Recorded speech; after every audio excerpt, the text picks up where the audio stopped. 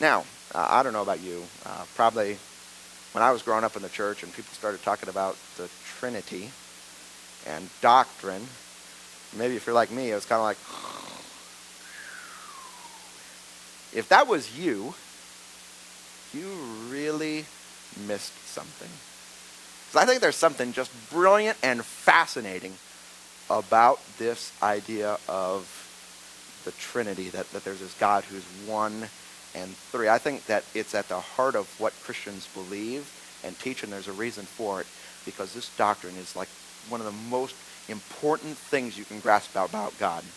Now, just to kind of get into this, we talk about how God's one and three, that in his being there's one God but three persons. There are a couple of passages in Scripture which kind of indicate what is the inner life of God like. And I want to turn to one. I want to have you turn to one. It's in John chapter 16. So Matthew, Mark, Luke, John. John's the fourth gospel.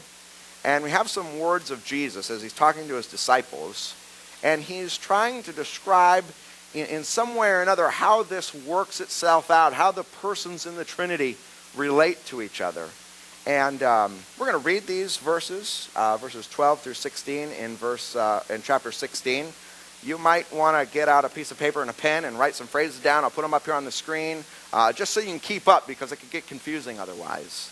We're looking into the deep things, like we just jumped off and we're now taking a swim in the deep end here when it comes to understanding God. But verse 12 says this. Are you with me?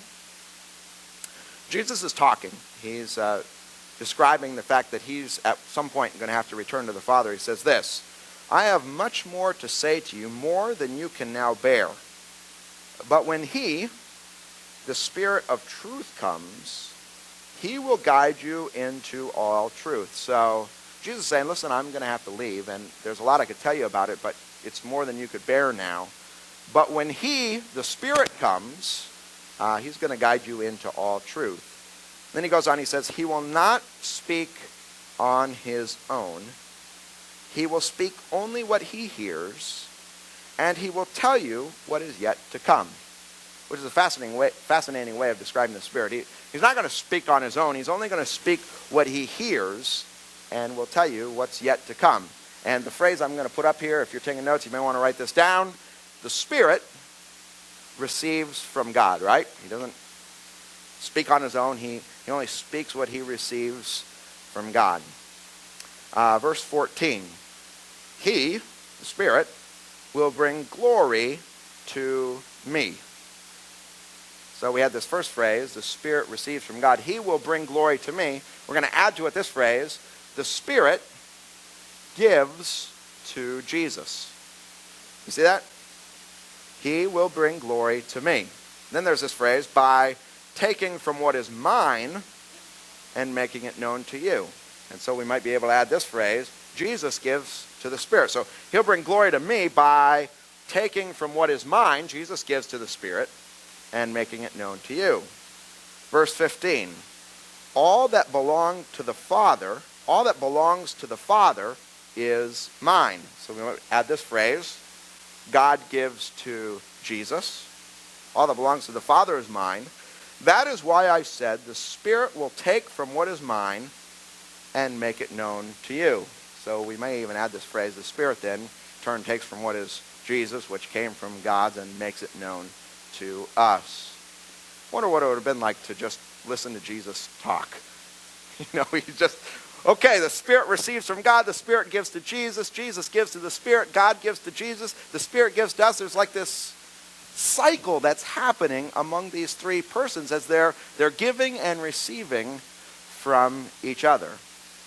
Now, as Christian thinkers have thought about the inner being of the Trinity and how it all works out, there's a particular word that they used to describe what was happening in the Trinity. I've actually introduced that word here before. In fact, after I introduced it, there were even people who came up to me, what was that word again? And I think to myself, at some point, I would love it if I would hear some conversation somewhere where someone's asking you, hey, what's sunlight about? Like, what do you teach there? And you would say, we teach about the Trinity and perichoresis. I mean, I would love it if this was just so much a part of who you were, like you thought about God and you're like, This is what it's all about. This word perichoresis is a word that Christian writers, thinkers have used to describe what happens in the inner being of God. And it's actually composed of two Greek words that you're somewhat familiar with. You kind of divide the word in half. The first part of the word is the word peri. We use that word, for instance, in the English word perimeter. Perimeter. The word perimeter is the measure around something. Meter is a measure, and then the word peri means around. So that word means, peri means around. And the second part of the word, choresis, we actually have this in English as well. Like, for instance, in the word choreography, or to choreograph something. What do you do when you choreograph?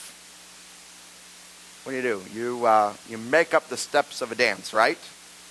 That's what it means. The word graph actually means to write. So it means to write a dance. The word choresis means dance. So you put those two together, peri, around, choresis, dance. It means to dance around.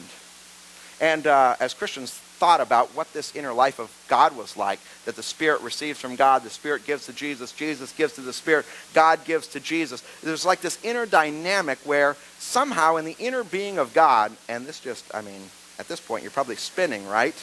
Your mind is dancing.